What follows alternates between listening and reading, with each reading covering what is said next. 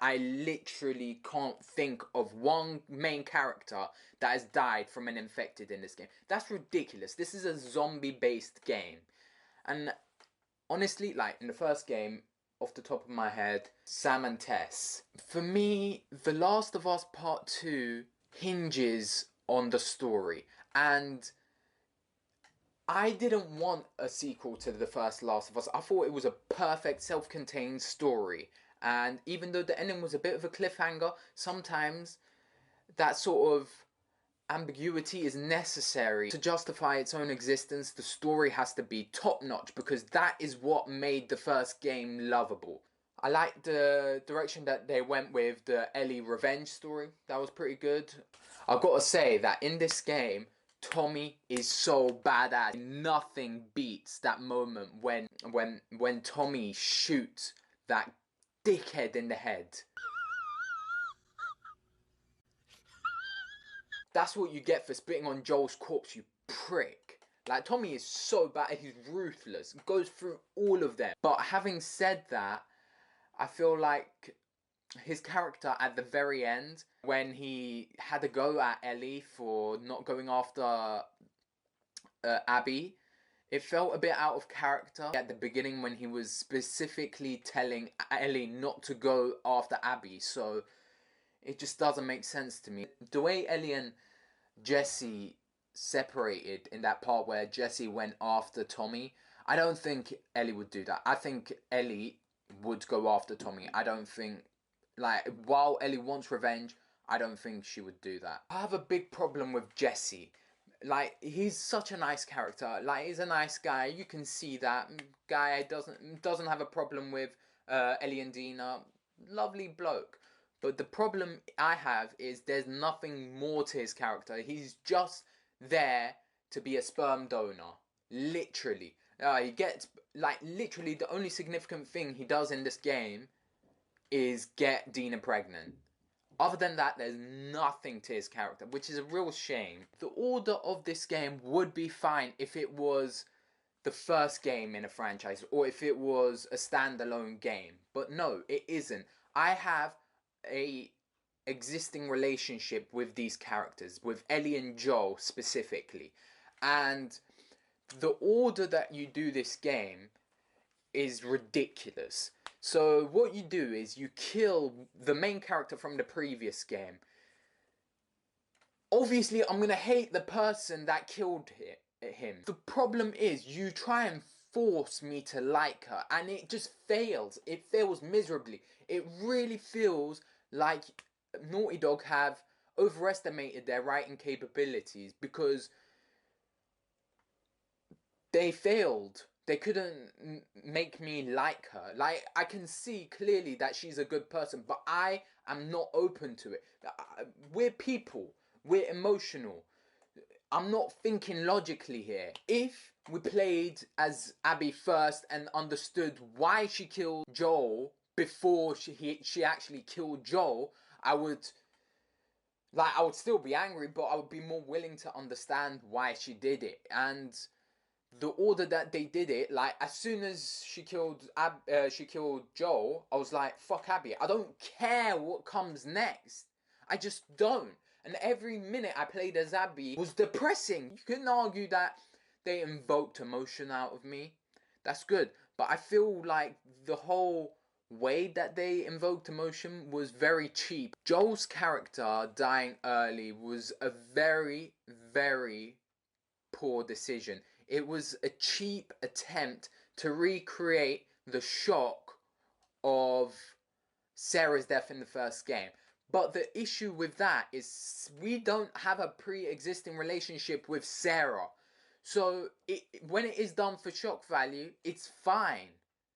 But when you do it to an existing character in such a poor way, I don't agree with it.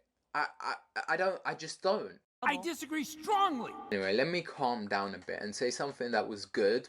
I thought when she killed Mel, the pregnant lady, I thought that was a very good, genuine reaction, and I thought that was well done. But on the converse side, I don't think the torture scene with Nora, I don't think that would have invoked that sort of trauma in Ellie because of the amount of killing she does, especially at this point in the game. They tried really hard to replicate the first game. Like I mentioned, the shock value of Joel's death trying to be a lot like Sarah's death. But I also want to mention the boss battle of Abby versus Ellie.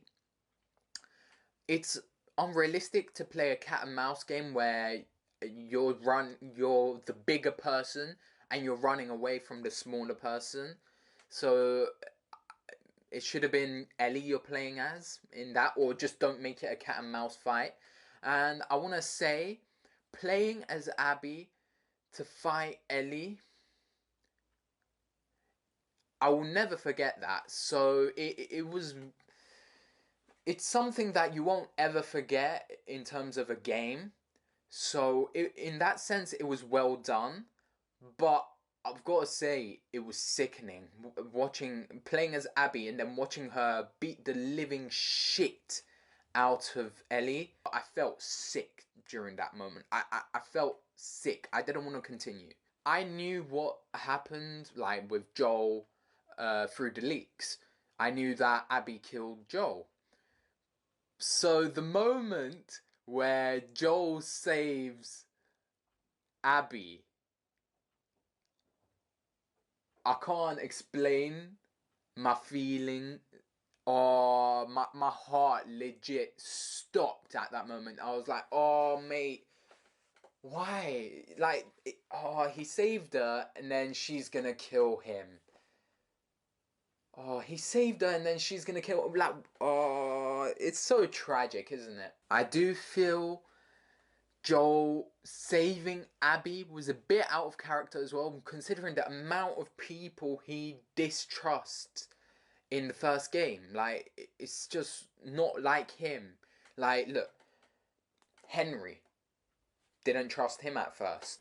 That one dude in on the middle of the road that tried to pretend like he was injured, didn't trust him. Hearing Ashley Johnson and Troy Baker sing brings such a joy to me. Like, they're so good, and they're just fucking amazing. When they play guitar and stuff, oh my god. All of the flashback scenes were very well done, I've got to say. Like, it really encapsulates the chemistry between Ashley Johnson and Troy Baker and the relationship between the characters, especially Ellie and Joel. They go swimming and then they go to the museum. Oh, that was beautiful. Beautiful. Like, that was the only time I was truly happy in this game. That was the only true moment I feel in this game, other than the very beginning, where you really got the exact relationship that Joel and Ellie had in the first game in this game. And it was rare, but it was lovely to see. I want to draw a bit of a parallel to the first Red Dead Redemption, where Jack Marston became exactly what John didn't want him to be by going after Edgar Ross and killing him. This game does similar. Like, Joel doesn't want Ellie to kill anyone in his name. Anyone. Joel wants Ellie to live happy. And it's unfortunate that she doesn't do that. I thought Ellie and Dina's relationship was pretty good. I thought she was a fitting partner for her. Her sense of humor was very similar. All of the flashbacks after she was suspecting that Joel lied were very negative. So that is what she's remembering. That's her memories of Joel. That she was angry at Joel. She resented him. She didn't actually forgive him for what he did, and she regrets that. She's angry that they couldn't reconcile, and that's the true tragedy of this game. They couldn't tell each other how much they loved each other. I thought the ending was pretty good, to be fair, when Ellie sees that in actuality Joel knew that she was willing to try to forgive him. That moment, it was important because it shows how much Ellie cares for Joel, that she's willing to forgive him for something as big as this. And Joel knew that in his dying moments, he knew how much Ellie loved him. And I think in this moment, she realized how much Ellie meant to Joel, when Joel says that I don't, like, basically, I don't care if you hate me now. I don't. Like, if I was to go back to that position, I'd do the exact same thing. And it's just a real shame that they couldn't spend more time with each other. And that is tragic. It's also pretty sad that she got her fingers bitten off. Her only connection to Joel. Like, when she played guitar, and she can't play guitar anymore. It's really sad. This game really is a tragedy. Lev and Yara, they were the only characters that were interesting enough to be put on par with the side characters from the first game, like Henry and Sam. I found it sad that they had a mother that was crazy, essentially. The game is not a masterpiece. You can't call it that. The story is what makes The Last of Us, and it just doesn't live up, and it doesn't justify its existence. And I feel people calling it a masterpiece are trying to get on Naughty Dog and Sony's good side. But it is not a 0 out of 10 game. There's something fun there, especially if... I feel like if you are not invested in these characters, you would be more willing to, like, understand Abby's side because you're not emotionally attached to Joel.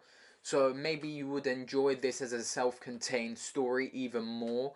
So maybe if you were to play this game and not play the first one, you would give it a higher score. But in my opinion, because I have played the first game, it does a disservice to the characters. So, and I feel the order of the story for someone who has played the first game is very poor. So I think a 6 out of 10 mid-range is pretty good pretty reasonable for this game. See, there's a sequel. Wasn't as good. Thanks for listening to my opinion. Now, I definitely want to hear yours on this game in the comments below. Please subscribe to see my thoughts on Ghost of Tsushima and Persona 5, and I'll see you then.